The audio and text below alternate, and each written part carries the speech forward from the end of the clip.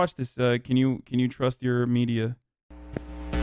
This episode and others like it are made possible by the generous support of my patrons on Patreon. If you'd like to help me produce more content like this and get early access to every new video, consider becoming a patron at patreon.com/secondthought. Can you trust the media?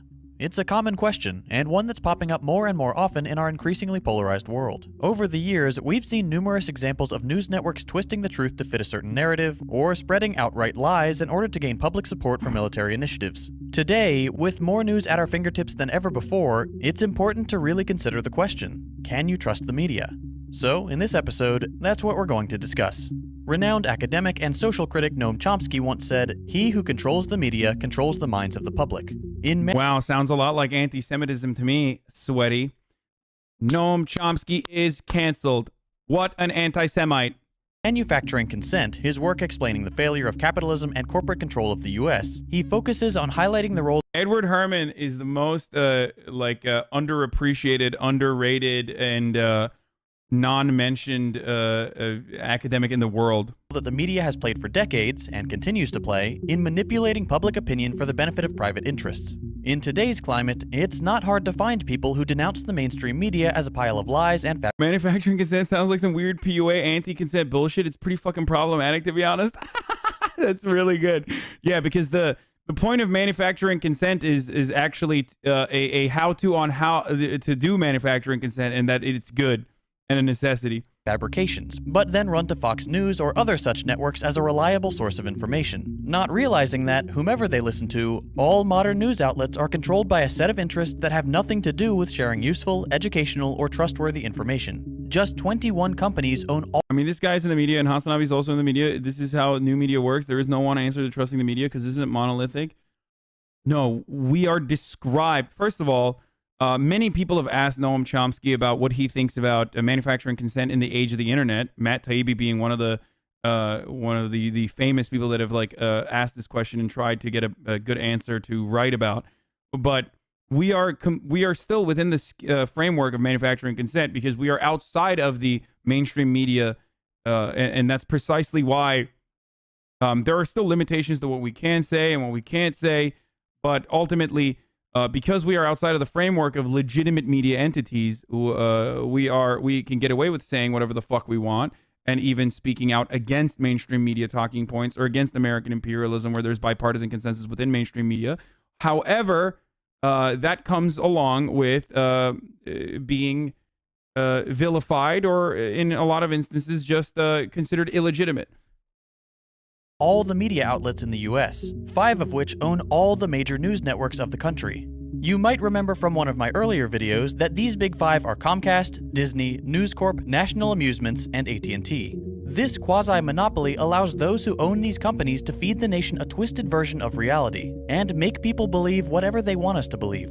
This creates an environment in which only the news that fits the interest of the individuals who own these private companies makes it to the public. This corporate domination of the media goes hand in hand with the corporate domination of the government, and perpetuates a system where absurdly wealthy individuals run the show without ever needing to be elected. There's a common opinion among many Americans that the media is entirely the domain of liberal elites. That is not the case. Far from being controlled by coastal liberals trying to paint all conservatives as racist and homophobic, the mainstream media is controlled by the same overarching interest groups as supposedly alternative media like Fox and Voice of America. All modern news sources— Anyone who thinks Fox is alternative media is also a fucking delusional moron. Like, they are literally the most mainstream of the mainstream. They are literally the most successful news operation in the fucking country, okay? And the same conservative voices also own Sinclair Broadcasting, which is like 70% of the TV market to begin with. It's fucking nuts. Have become a single, unified front aimed at manufacturing consent and steering the conversation away from real news and towards pointless aesthetic disagreements. Those who own the networks may want to appear to espouse different views, but at the end of the day, they're all staunchly capitalist and benefit from the same tax cuts as every other rich business mogul. But since they have to maintain a veneer of objectivity, we get news networks that fight over petty cultural squabbles while quietly agreeing on all the big stuff. The news you see today has very little to do with informing you about what is going on around the world in a clear and objective manner. Today's news outlets only focus on 2 things: pandering to the biases of their audience, and indirectly promoting the financial agendas of specific industries. For most of its existence, the American media has painted our way of life as the best way of life, whether for its economic opportunity for right-leaning media, or standards of democracy and fairness for left-leaning media. We have been fed the lie that America is the #1 country in the world and indoctrinated to believe it. The only thing America can truly claim the #1 spot for is wasting money on the military. And how do we justify that? Just turn on the news. For decades, the US media has created news stories to glorify intervention in foreign countries, often lying outright about certain events. You know, good stuff. Good stuff that the New York Times engaged in. You know, things that you hear even now from the American government's position against Iran, the saber rattling that you hear from the American government about how, like, we need to deal with Iran, and that's why it's a justification for why we need to keep selling weapons to Saudi Arabia, because Iran threatens Saudi Arabia's, who is our most valuable ally, our foreign partner in the Middle East, outside of Israel. You know, they need to maintain their regional sovereignty. Everything is like Iran bad, and that's why we need to fucking keep doing engagements, military engagements in the region. Tiny number of terror attacks on American soil are covered from all angles. But the vast and ongoing devastation wrought in the Middle East by the US military and our murderous sanctions barely get a mention. And the media doesn't only avoid mentioning US interventions, it also avoids those of its friends and allies. In the 1970s, when Indonesia invaded East Timor and occupied neutral territory, killing thousands, the media said nothing. Indonesia was a US ally. Today, the conflict in Yemen has been labeled as one of the world's worst humanitarian crises, and it's been going on for 6 years. Innocent people are dying in atrocious conditions every single day. Have you seen any media coverage of this lately? Has Fox, CNN, MSNBC, ABC, or any... No, because it's our guns that are actually doing it. So obviously, when our guns are doing it, like, it's actually a good thing. We need to keep giving Saudi Arabia more of those guns and bombs, especially the gay bombs at Raytheon, because, you know, they are LGBT friendly. So according to the Human Rights Watch, they are the most LGBT friendly company of 2019. So, you know, sorry, sweaties in Yemen, you are going to be hit with bombs. Of the others said anything about the plight of the Yemeni people lately? No. Why is that? Because the Saudi army is largely responsible for the murders. And who arms the Saudi army? The United States. Once again, corporate interests and the country's bottom line supersede the right to accurate information. No matter which way these outlets lean, they are all guilty of filtering the information we receive to suit the interest of... Our guns with the people doing the killing don't get enough of the blame, treated as POC, they have no agency. I find that to be rather idiotic, because no, the people that are fucking doing it should get a fuckload of blame. I criticize the Saudi government's actions all the goddamn time, just like I criticize the American government's actions all the goddamn time. It is so psychotic. Also, you're talking about Saudi soldiers now. Talk about what you can control, which is not giving them arms, and also actually, you know, telling them, stop fucking murdering people. This is something that we could do. We could do that, but we are not. Of their owners. Private ownership of the media has turned information into a commodity, not a right. And commodities have a value, which can be turned into profit. The name of the game in American media is not to inform, engage, and empower the world, as CNN so eloquently puts it, but to sell, manipulate, and turn a profit for shareholders. Like anything, information is a good that can be sold to the highest bidder, and corporations are willing to pay a lot of money to get the information they want in front of your eyes. It doesn't matter if you think all immigrants are criminals, or if you think Trump should be impeached 3 or 4 more times. There's a network out there which has some information to sell you, and it... So here's the thing, this is a good question. How is the media controlling everything if we're talking about it right now? Okay, so Chomsky talks about this. This is one of the few issues where, like, this is one of the few areas where Noam Chomsky and Slavoj Žižek agree. Okay, it's 2 different forms of control. In the neoliberal Western capitalist world, the media creates a presence or creates an idea of freedom, but that is confined within a box of acceptable opinions, okay? And that box further and further shifts to the right because that benefits corporations, and that benefits the American manufacturers, gun manufacturers, small arms and weapons manufacturers in general. So that comfortable box of ideas that you can have within mainstream media shifts further and further to the right and is more and more reactionary. In the Eastern world, where there is a lot of press limitations, there's a lot of control, authoritarian control rather, you understand that that control is enforced and that you are not getting the correct information, or that the press is always going to lie to you because it's the state press, or it's at least controlled by the state, and therefore you have an understanding that you need to be skeptical of the information that you are filtering in. So if you look to like, Soviet bloc or Soviet era people who lived in the Soviet era, they will tell you like, the government's fucking lying to me. I know the government's fucking lying to me, so I need to figure out the truth on my own. So there's benefits to both, right? I prefer the Western way of going about it, okay? Making it seem like you are actually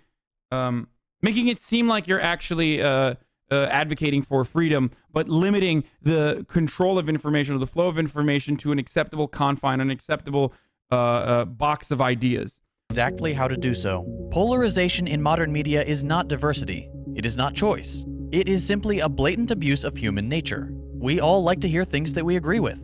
The name for this phenomenon is confirmation bias. If I think socialism is a conspiracy to destroy America, I'll turn on the news channel that agrees with me and reinforces my belief, which frankly is all of them, but Fox tends to use that line most effectively. The American media has mastered the art of pandering to its audience, and will continue to do so indefinitely as long as it helps to turn a profit. It doesn't matter if what they are saying is even remotely close to the truth. To make matters worse, the American obsession with free speech has created a media ecosystem where corporate mouthpieces can say whatever they want, asserting their unalienable right to spew meticulously crafted propaganda into millions of households. Despite the fact that the First Amendment does not apply to news networks, our obsessive fixation on being able to say whatever we want, regardless of truthfulness, has given news anchors an excuse to lie outright. These days, free speech means nothing more than I can say whatever I want and promote it as the truth to whoever is willing to listen to me.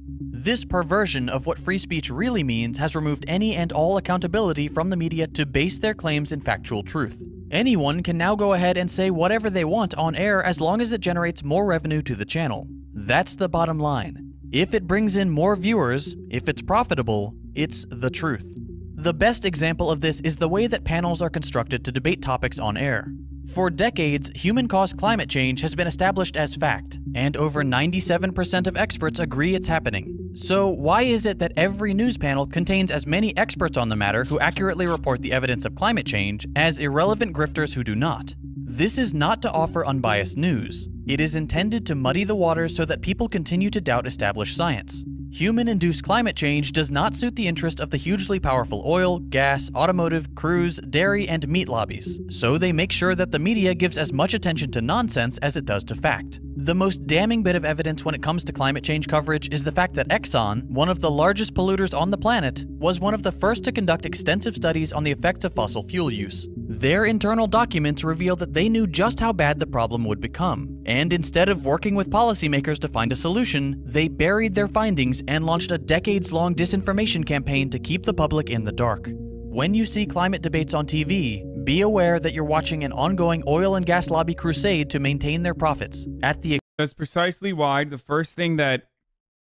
only thing that you heard in the aftermath of Texas, the Texas crisis that occurred because of the ice storms and shit like that, the only thing that you heard was about how windmills were frozen shut, even though windmills were not the reason why Texas was having an energy crisis, was experiencing an energy crisis.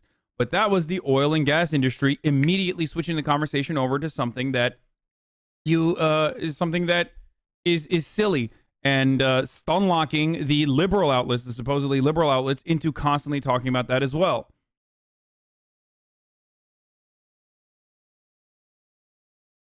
Fucking bullshit.